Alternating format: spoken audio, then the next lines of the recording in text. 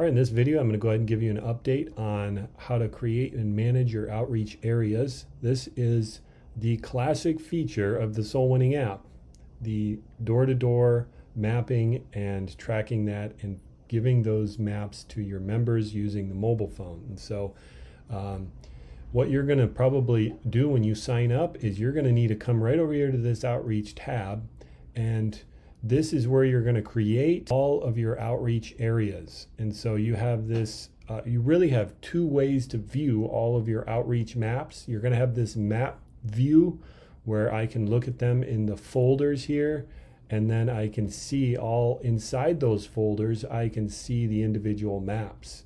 And then you also have this list view. And so if I click this, switch this over to list, it's still the same thing.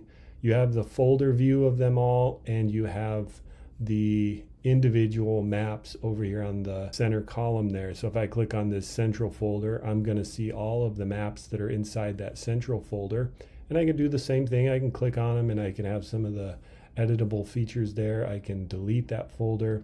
If I delete this folder, it's not going to delete the maps. It just deletes that folder, and all the maps stay in the all outreach list. And so we're going to go over the outreach list in greater detail after I go over the adding of the maps first. And so let's switch back over to the map view. So if I click on the map view, here is where you're going to have a blank view at first. And so if you allow the browser to know your location, it's at least going to try to pull up your location. If you need to search for your location or search for your church, you can do that by just typing up here, and you may have to search the actual address.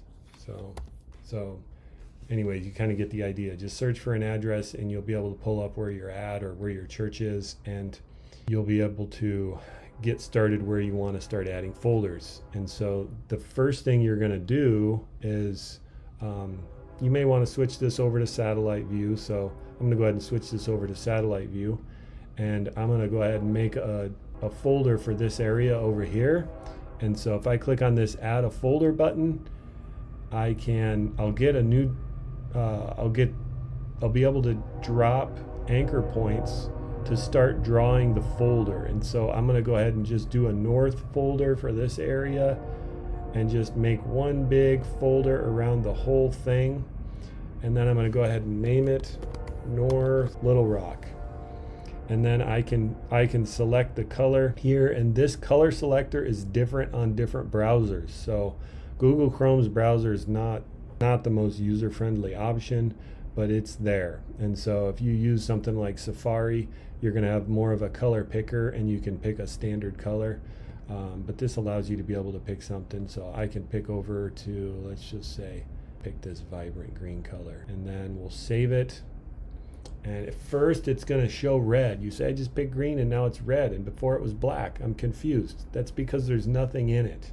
You're only picking the color of the folder when it is open or there are maps available in it. When the folder becomes has no maps that are open in it, or all of those maps have been closed, then the whole folder turns red. And so you'll probably understand that a little better as we go. So now that I've added that North Little Rock folder, I'm going to click on that North Little Rock folder, and it opens it up, and you're going to see a couple new drawing tools up here. You're going to see a marker, which would be just kind of a pin if I want to drop a pin for outreach, it is maybe an apartment complex or something like that, rather than drawing the poly lines. And so if I click on this add a map button, it's going to allow me to be able to zoom into here, and I'm going to make a map on this street here. We're just going to go from one side to the other, and we're just going to click to drop anchor points along the way. If you have a little more of a curved street, you're going to have to drop more anchor points to help it follow the curve. And so we're going to be North Little Rock 1, and I'll save that.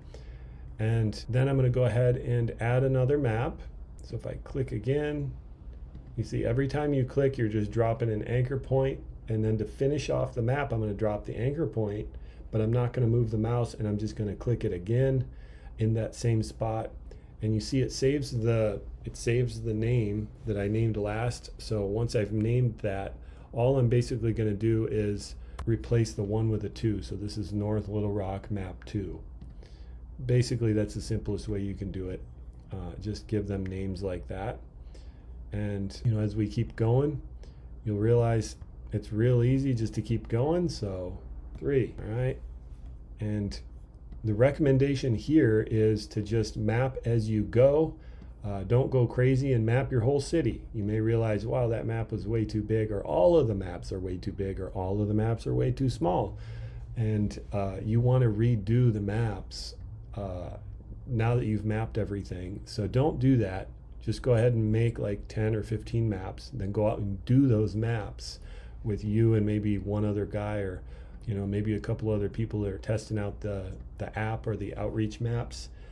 Just kind of get a good feel for it, use it, go through those maps you made, and if you like the way that you mapped, then you can keep running with that or change a little bit how you map, and then continue mapping out more of your city. But it really is a good practice for a little while, just to kind of map as you go. And then once you really kind of want your membership to be able to visualize the progress as they work along through the app, you can map your whole city, so there's more of a visual progress of what you want to accomplish and how much has been done.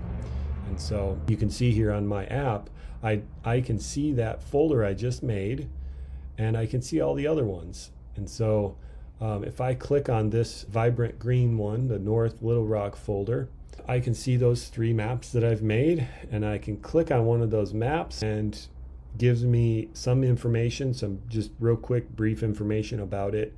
It tells me if somebody had checked into it previously and when it was checked into, so I could see, oh, this wasn't done ever, or this was done 2 years ago, or this was just done last week. I don't need to do this again. Why is it still green?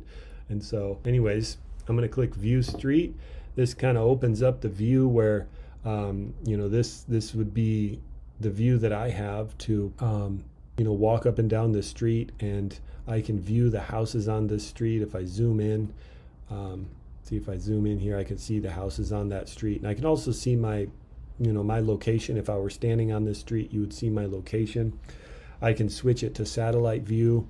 A lot of people out in the rural areas tend to need the satellite view more because you can't actually see a house shape on the 3D view. And so now that if this is the map that your user is going to take, or that you're going to take if you're going out door to door, you want to make sure that you check into this map. And so once you check into this map, that's like, me, I'm going soul winning, or I'm going door knocking on this map. I'm claiming this map. Hey, this is my map. Nobody take this map. And actually, if I come over here and refresh the browser, you're going to see that because I've now checked into this map, it is now yellow. And so that's because I've checked into it. It's pending. It's not completed, but it's pending. And so now as a user, I walk up and down here. If I find somebody that's interested in church, or somebody I think I need to come back and follow up on, let's just say it's this house right here, I can just tap on that house, and it gives me the option to add a pin, or add a note, do not knock, or add a contact. So I'm going to go ahead and add a contact, make sure the house number is right, make sure Google kind of pinged that house number correctly. The rest of it's probably fine, but just that house number, make sure that's right when you're standing on the street. And then you just want to basically give them as much information as you could get from them. Call this one Bobby Test. And if you get any other information, that's great. You really don't need any other information other than the first name to save a prospect, and of course the address, which you already have. And you can add notes, and so these are helpful. They're taggable. You can search these notes on the dashboard side of things, and I go into that in another video. But so let's just say this was a VBS before it, VBS, and I'll go ahead and hit save. So now that I've added that contact while I'm walking up and down the street and knocking on these doors, there's a pin there. If I click on that pin, I can see his name. And so anybody that checks into this map in the future, they'll be able to just see this pin and see his first name and see, oh, there's a prospect here. They're not going to be able to see any other information about it, but it's fine. So that's the basics of it. And then to finish this map, say now I'm done with this map and I want to mark it complete, you're going to go ahead and check out of that map. So we're going to mark it 65 doors. I don't think that was 65 doors, but that's what we're going to put anyways. And this map is now yellow. Right now we got just a bug in it that's not showing. It's just not refreshing the page there to show you that it's red. Sorry, not yellow. But if I refresh the browser, it is, show you here, it is red. I would just have to close my app and come back into it and it would be red, but we'll fix that. And so if I want to do the next map, of course I can check into that next map. I'll select it, view it, check into it, and now I'm going to go ahead and check out. I'll show you what happens when I complete all these maps in this folder. It's going to say 34 doors, check out, and let's go over to this last map, view street, check in, check out. Say there was 45. All right, so now you can see it does update the folder. So just right now it's for some reason not updating the maps or the lines, but when I check out of this map, this whole folder is now red because all of the maps in it are also red. So you can see here, it does the same thing on the dashboard. This folder is red because all the maps in it are red. And so that's kind of how the mapping works. And we will fix that bug. I'll actually show you here. Refresh out of that. We'll go into here, go back to our outreach, and you can see those maps are now red. They were red before, but it just wasn't displaying it. And so that's kind of how your members will interact with the door-to-door outreach and the prospects, is they save prospects so that they can follow up with them themselves. But also you can see all of those prospects they save. Show you that real quick here. You see here Bobby Test that we saved, and with that note VBS, you'll be able to see everybody's prospects. And so we'll go back over to maps here, and I'm going to jump over to the list view of things now. You have a little bit different functionality in the list. Actually, hold on. Let me show you one more thing. You got a couple extra features here in the map view. We have this folder, and if you click on the edit folder button, you have a couple options within here. You can turn the visibility of the folder off in the app. So that will make this folder not show up at all inside the app. And so if I do that and save it, I'm going to go ahead and go out, and you can see that that folder now does not show up in the view at all because we made it invisible. And so that's one feature you have over here. You also have that in the list view, but over here you have the option to redraw the shape of the folder if you seem to mess up or you want to modify it in the future, or you can change the color of it, and you can also change the name of the folder here. And so that's a couple extra options that you have. And then you also have the list view. So in the list view, remember it's the same thing. We're just looking at a list form of all of our maps and our folders. And so we'll go to the same one here we had, which was our North Little Rock folder. And I can open all of these maps back up individually, or I can select them and change the status of all of them at once to mark them as open. And you can see all these maps are now opened back up. And so if I go back to if I go back there in the app, turn the visibility back on and go back there in the app, it's going to show that it's green again, and all the maps in there are green. And so that's how that works. Just so you kind of understand that, wrap your mind around that. You'll be able to see all of the check-ins, the check-in and the check-out time. We'll know that Tommy probably didn't actually knock 34 doors in less than a minute, and so you'll be able to kind of see all of those details. You'll be able to see house pins or notes or appointments or contacts. If I go to this one that we added the contact on, we see that contact pin, and we can just see that it's there. And so with also the check-ins, there's a couple other things you can do with maps. You can select these maps, and you can get you can move them into folders, you can delete them, you can share them with your app users. so that they have specific maps that you can assign to them, and they'll get a notification in their app so that they can go do those maps. So actually, if I go ahead and share this, if I was not in the app, should get a notification telling me that I've been shared a appointment, but I'm in the app, so you don't get that notification. In fact, I do get the notification. It just showed up on my phone. So if I go over to this little clock thing, that'll show me the assigned or the appointments, the area appointments. And so these three maps that were just shared with me, I can just get access to them that way. And I can work through those ones that were assigned to me rather than just picking where I want to go and going there. And so that's another way to do it. You also have, like I mentioned, the ability to move these into another folder. And this doesn't actually move them. The proper term probably should be copy them. It will just copy them over to another folder. So in fact, if I move them over to Northwest, we're going to see they're actually still in North Little Rock, but if we go up to the Northwest folder, and I think they're on the bottom there. There they are on the bottom. So they're actually in both places. And now if I delete them out of the Northwest folder, it doesn't actually delete those maps, because if we go back to here, they're still in here. The only way to really truly delete a map is to be in the all outreach list. So if I were in here and I deleted map number 3, you'll notice if I come down to the North Little Rock folder now, map number 3 is permanently gone, does not exist anymore. And so you'll just have to be careful of that. It's not much of a warning to it. So the other things that you can do with the list view here is you can print maps. And so if you select the maps that you want to print, I think the limit is 5 that you can print at a time.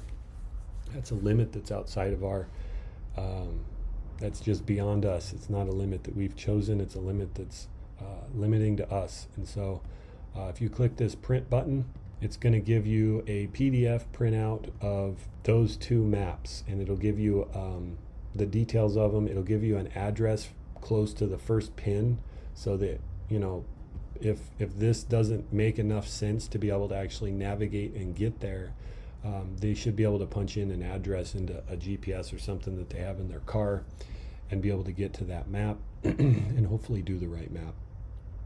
And so it'll give you that printout. The zoom level is not changeable, and it is not, so it's all dependent on how big your maps are, how much it zooms into that map, and what details show up here is chosen by Google. It's not really chosen by us. And so you'll just have to make do with what it prints out, and then also you just encourage your people to use that address if they need to use that address. And then there's a QR code on the bottom of here. One of the things that I often recommend to people when they're launching the app in their church is, if you already use paper maps, you can actually just start using this system, and most people wouldn't even notice, and you can still give them paper maps, but just hand them these paper maps this time, and just say, hey, we're also going to give you the option to, use an app so that you can pick these maps and go door knocking, and they'll be able to have access to that whenever they want, rather than just maybe when you have the get-togethers or the rallies. They may be able to go sometimes at more convenient times for them, because they have access to it all the time. And so that's something you can do. You can just hand them the map and say, scan that QR code and get set up, and you'll find out the next week you guys meet together who followed through with that, if anybody did. And those are the people that you assign to help other people get on board with the app. And so that's often what I encourage people to do, is just find your leader that's going to help and take ownership in that by following through with it.